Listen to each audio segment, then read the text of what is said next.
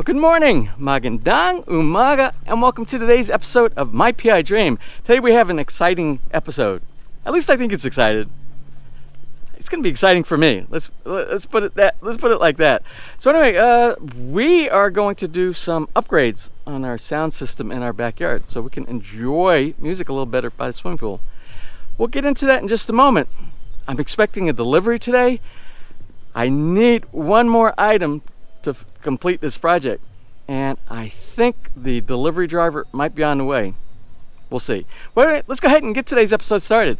Now, without further delay, let's get today's video underway.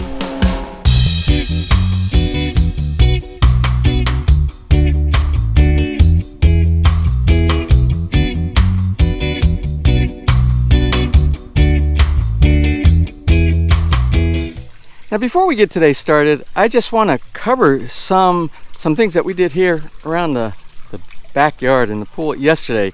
We had a great time yesterday here. It was a Sunday. It was a relaxing Sunday afternoon and evening, and we celebrated the birthday of one of our family members. We have a very small family population here in Lipa, and we decided to sit out here, do some fun here, and we had a nice dinner, the typical karaoke inside our basement, some dinner, and well, instead of me telling you all about this, let me go ahead and show you. Well, I often see people cutting down their coconut trees inside their yard. Well, I gotta tell you, having a coconut tree that produces coconuts inside your yard, whether it be in the front yard or the backyard, is a real asset for a homeowner, especially if you have a get-together, especially if you have a birthday party, because it will look something like this. We're having a celebration here today with our family, and you'll see what the celebration is all about. But what I just wanted to briefly mention, if you have coconut trees in your yard, unless they are too close to your house and they threaten things around your house, or if they threaten you, then cut them down. But if you can spare your coconut trees, like our big coconut tree in the front yard, that coconut tree, we spared it, and we're getting lots and lots of coconut, which is what we're going to be using today. And we planted 3 more coconut trees around the Bahay Kubo as well. And we will get many coconuts in the years to come. Don't cut them down, because you'll see why we like our coconut trees. Today we are celebrating the birthday of our niece here, Lee. How old are you today, Lee? 17 years old! 17 years old! So what we're going to do a shout out to Lee right here, all of us together. And to Lee, we want to all wish you a happy birthday! And we all want to do a happy coconut!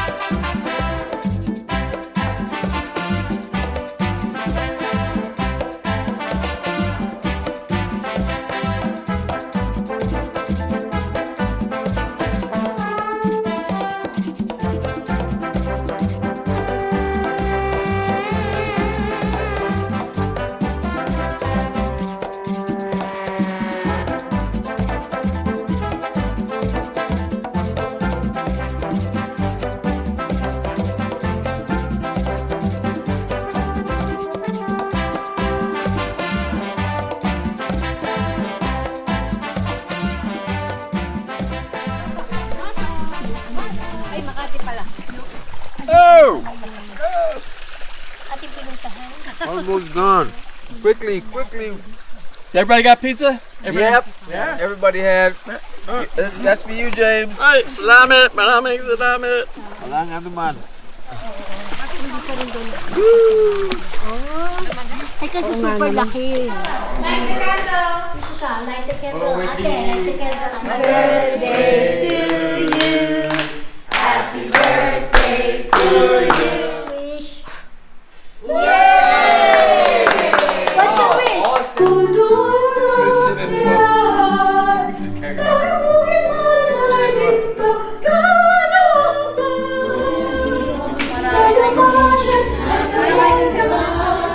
Now, didn't that seem like a really nice way to spend a Sunday afternoon?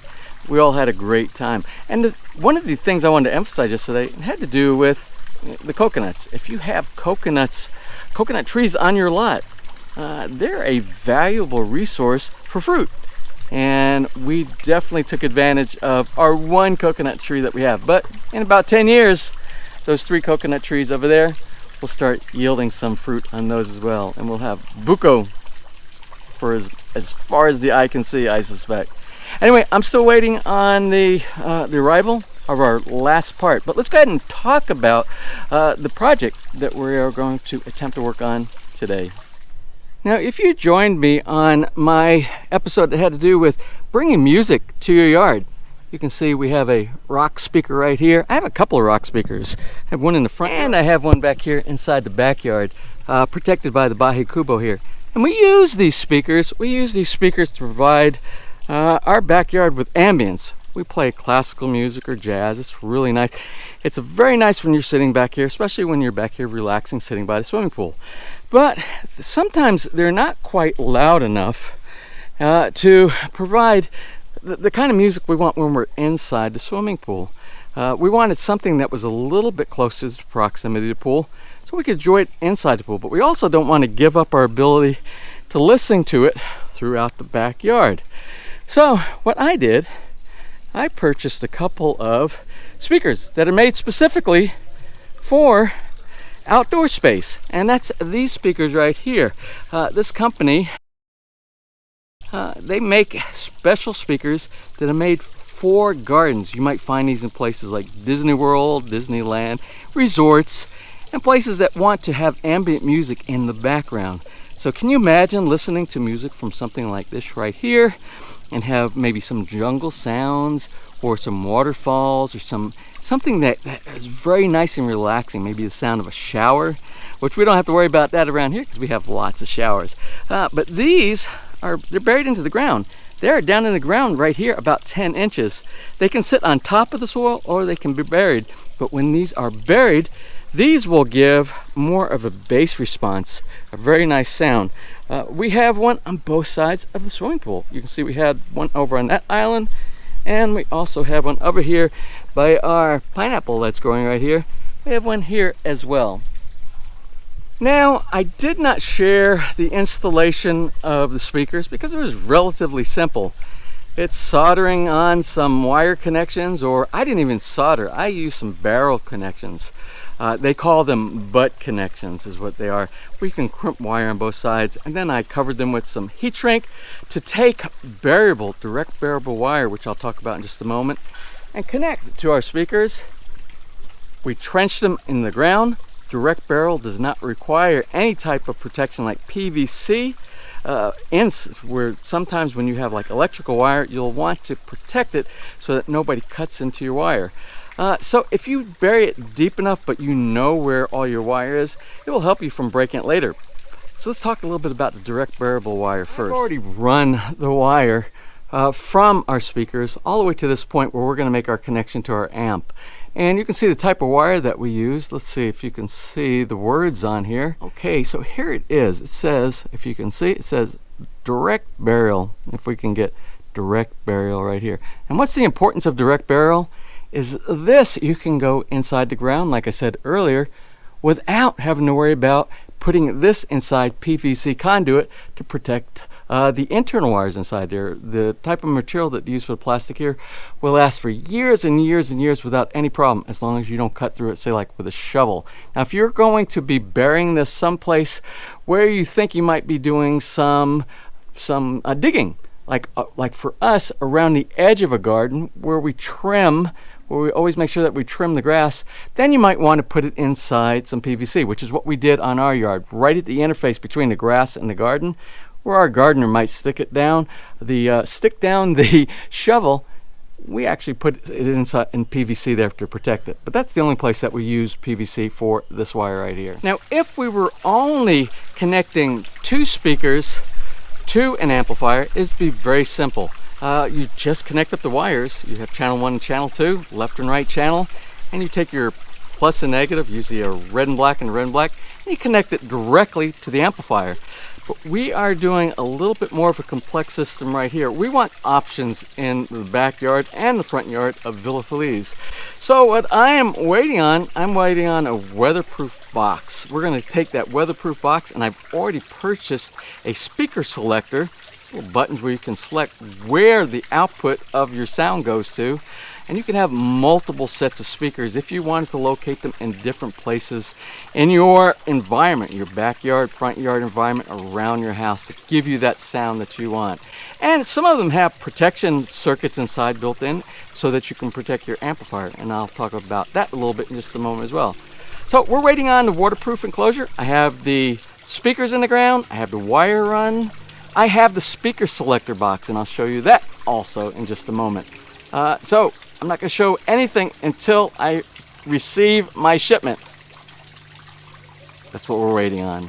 So the delivery truck just arrived, and they dropped off this box right here. I already have this box that I ordered on Amazon.com, and I'll talk about this. This is the switching box, the speaker selection switch box that we have inside here. Now, the whole object is, we'll do a little box opening here. The whole object is to take this waterproof enclosure, install this switch box inside here, make the connections so that we can switch between different different speakers. I hear Nessa's got the karaoke going inside the basement. I don't know if you can hear that. Anyway, that's what we're planning on doing here. So let's see if this will fit in here. It should. I checked on the measurements before I ordered. And then the hardest part of this whole thing is drilling the holes in the wall to secure this to our wall, and hoping that we have enough free cabling at the end where the existing wires go into our house for the rock speakers. Well, let's go ahead and get this started. Now earlier I said I was going to talk a little bit about the switching box right here. What I ordered was this Pile PSS4. It's a 4-channel. It's a 4-channel. And again, the reason I purchased this is because we only have, let's see, 4 speakers, so that's 4 channels, and that's all I need. And the main reason as well was its ability to fit inside this small enclosure. I didn't want a really big enclosure on the side of the house. So I believe this is going to be very close. We're not really worried about the top and bottom because there's no buttons there. The main concern that I'm worried about is, will I be able to get to the buttons inside here? So let me go ahead and open this up quickly and take a look, set this down inside just to make sure this is going to work. Now it's going to be a little tight, but what I'm planning on doing is go ahead and mounting this on an angle. So this will stick up here, and the whole idea is to be able to go here, open up the door, and select which speakers that I want to choose for the amplifier to go out to. I think that'll be okay. I just have to come up with some kind of a little wedge to go inside to keep this pushed out. All right, so something else I want to talk about, and I said earlier, and I talked about protection. You see this button that says protection right here. Now when you have amplifiers that you're connecting to, one of the worst things you can do for an unprotected amplifier is to turn it on, allow it to work without a load on the end. When I say a load, I mean speakers, having speakers connected. Because what you can do, you can actually do damage, electrical damage to your amplifier. With this button pushed in right here, it acts like there's a load, even when there is not a load on the end. If something would happen, the speaker were to get disconnected while you had power going to it, and that will protect it. That's what the protection is all about here.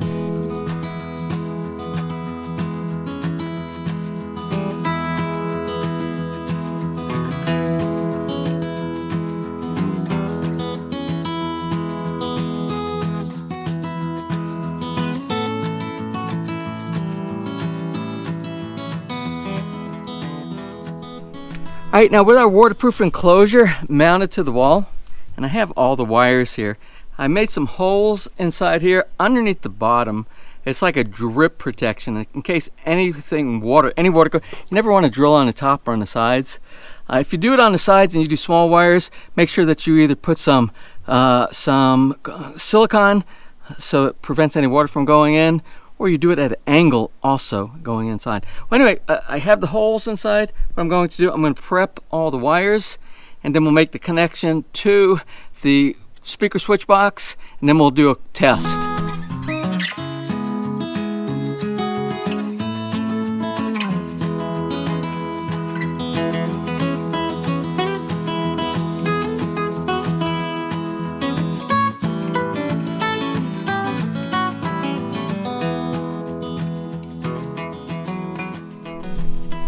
Now with all the wires stripped and prepared, we're going to go ahead and make the connections to the back of the speaker switch selector here, and then we'll do a test and see how it works. Alright, now it's time to do a test. All the wires are hooked up on the back of this.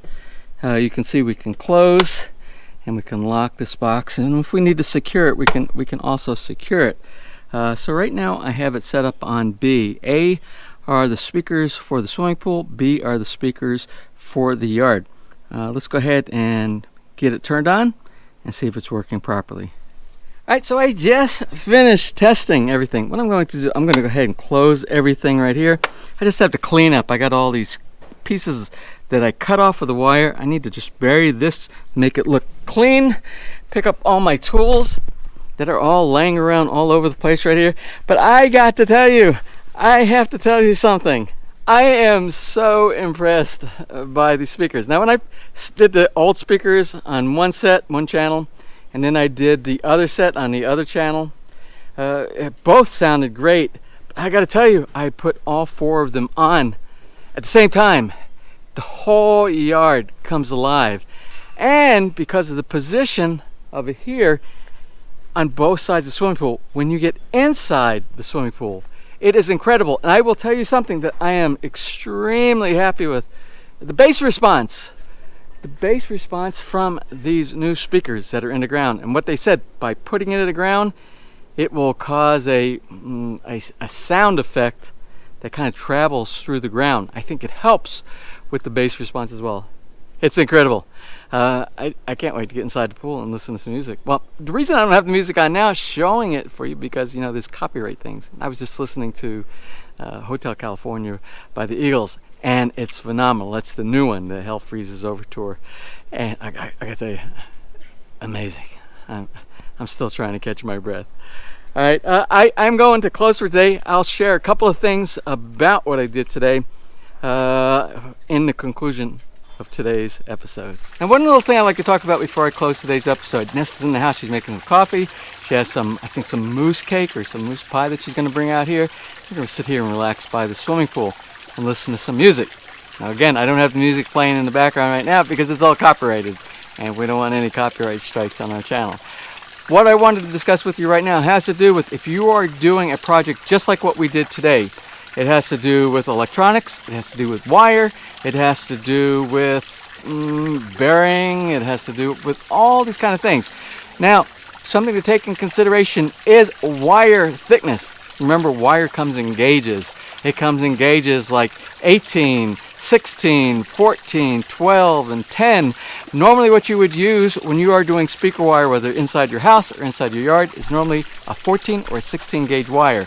The longer the length, the thicker the wire that you need, because you will have resistance the further that it goes. So what we chose for this project right here, because most of our runs are approximately about 60 feet from the amp. So what we chose is we used 14 gauge. We used all 14 gauge, and that's the recommended gauge, I believe, for anything under maybe 75 or 80 feet from the source. Without using the proper wire, you take a chance on damaging your speakers, you take a chance on damaging your amp. And the last thing I want to talk about is your amp. Make sure that your amp is matched for your speakers. So when you buy or you purchase an amp, it will say on there, it will support either something like 4 ohm or 8 ohm speakers. The speakers that we have here are all 4 ohm. And it has, when you add speakers or you put them in something that's called parallel or you put them in series, it changes the ohms on those. So make sure that you read up on that so that you have the appropriate rated speakers for your amplifier. Or again, you might do damage to your hardware, specifically your amplifier. Well, that's about it for today. I hope you enjoyed today's episode. I had fun doing this project. It's a project that I've been wanting to do for quite a long time. What do you think about the sound, by the way? Awesome, Dave. Isn't it really great? I saw you tap dancing to some Fleetwood Mac there just a minute ago. The I bass, was singing along. yeah, the bass response of these speakers, it's phenomenal. I am so surprised and very happy. Anyway, that's it for today. I hope you enjoyed today's episode. If you did, please give us a thumbs up. Please share it, and if you have not subscribed, just click on that little My PI Dream Heart in the bottom right-hand side of your screen, not inside the moose over here on the little PI Dream Heart over there. You'll be subscribed and notified the next time we upload a new video. So until such time, from right here in the Philippines, you have a wonderful and blessed day.